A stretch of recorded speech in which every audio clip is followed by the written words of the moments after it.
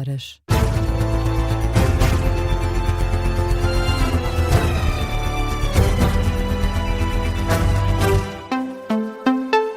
As notícias com Carlos Pedro. Jornal das 6 na Rádio Observador, dia de exames nacionais para mais de 160 mil estudantes do ensino secundário. Este ano há mudanças, não para os alunos, mas sim para os professores. Desta vez a classificação dos exames é feita através de uma plataforma digital. São 166 mil alunos inscritos para a primeira fase de exames. 81 mil fazem hoje a prova de português. O presidente da Associação Nacional de Diretores de Escolas Públicas, Filinto Lima, diz que está tudo pronto para o arranque desta fase. Sim, está tudo a postos para dar início à época de exames, embora a grande alteração é uma alteração, portanto, da forma de corrigir estas provas. As provas do 12º ano e 11º ano vão ser corrigidas de forma digital, é grande mudança. Já o ano passado isso aconteceu em sede de ensaio com a prova de filosofia e, ao que parece, correu muito bem. E o Ministério da Educação quer estender essa forma de corrigir as provas, de facto, a todas as disciplinas. E, de facto, esta vai ser a grande mudança, que é uma grande responsabilidade, neste caso concreto, para o Ministério da Educação, porque é algo que sai da alçada das escolas, dos diretores, e que passa claramente para a alçada do Ministério da Educação, embora nós pensemos que o caminho é mesmo esse. O caminho é o digital, o caminho também é a correção destas provas por este formato. Este novo modelo de correção obriga a digitalização de grande parte das provas. As exceções são os exames de geometria descritiva e desenho A. A operação vai envolver mais de 5 mil agentes da PSP e da GNR.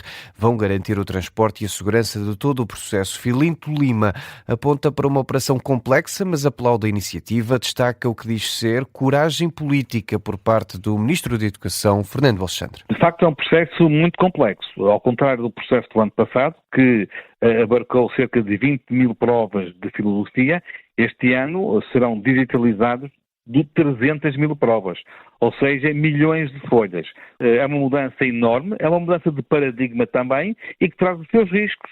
E, portanto, há aqui uma grande responsabilidade e houve aqui uma grande coragem política da parte deste Ministro da Educação em dar este passo gigante. Portanto, temos que aguardar para perceber.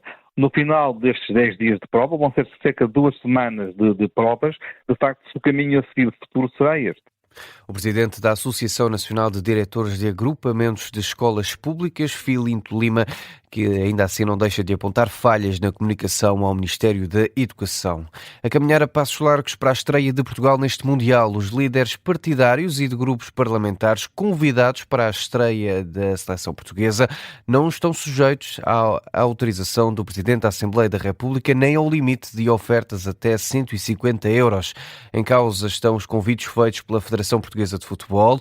O coordenador de política da Rádio Observador, Miguel Viterbo Dias, explica que estes convites beneficiam de uma cláusula de exclusão. A lei diz que para convites dirigidos a órgãos partidários, nos quais se inclui também o grupo parlamentar, a fiscalização não é feita pelo Parlamento, mas sim pela lei de financiamento dos partidos políticos. Ou seja, a existir algum tipo de fiscalização será a posteriori. Aguiar Branco explica que, sendo este convite da Federação pessoal e intransmissível e dirigido diretamente aos líderes, não é dirigido a um deputado de forma autónoma. Neste caso, Aguiar Branco só teria que se pronunciar se os convites fossem dirigidos a deputados de forma individual e não a titulares de cargos, como é o caso dos líderes partidários ou parlamentares. Assim, os convidados são todos eles deputados, podem ainda assim escapar a este limite dos 150 euros imposto na lei e no Código de Conduta do Parlamento. Miguel Viterbo Dias, no episódio desta segunda-feira dos Passos Perdidos, em resposta ao Observador, o gabinete do Presidente da Assembleia da República diz que, em caso de novos convites dirigidos a deputados a título individual, essas situações vão ser apreciadas nos termos da lei. Aí sim aplica-se o Código de Conduta da Assembleia da República. O Observador sabe que PSD, Chega e Iniciativa Liberal pretendem aceitar o convite. O PS está a avaliar, o PAN já recusou. Este é o tema do artigo que faz esta hora manchete no site do Observador e que é assinado pelos jornalistas Miguel Viterbo Dias e Miguel Pereira Santos. Já voltamos ao Mundial daqui a pouco. Agora, na atualidade internacional, Donald Trump diz que o fundo de 300 milhões de dólares para o Irão não faz parte do acordo para o fim da guerra. É o que escreve o presidente norte-americano na Truth Social. Surge depois do vice-presidente dos Estados Unidos, J.D. Vance, ter dito que desde que cumprissem a parte do acordo, os iranianos poderiam ter acesso a um fundo de reconstrução financiado pelos países do Golfo. Donald Trump escreve que o Irão concordou em nunca ter uma arma nuclear e que o suposto financiamento de 300 mil milhões de dólares é uma notícia falsa.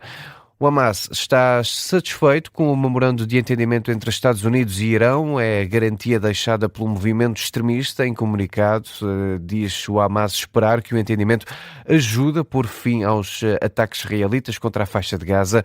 O Hamas acrescenta que a segurança e a estabilidade no Médio Oriente não vão ser alcançadas enquanto Israel continuar a guerra de genocídio, fome e deslocamento forçado do povo palestiniano, escreve o Hamas. O acordo para o fim das hostilidades entre Estados Unidos e Irão deve ser assinado na sexta-feira na Suíça.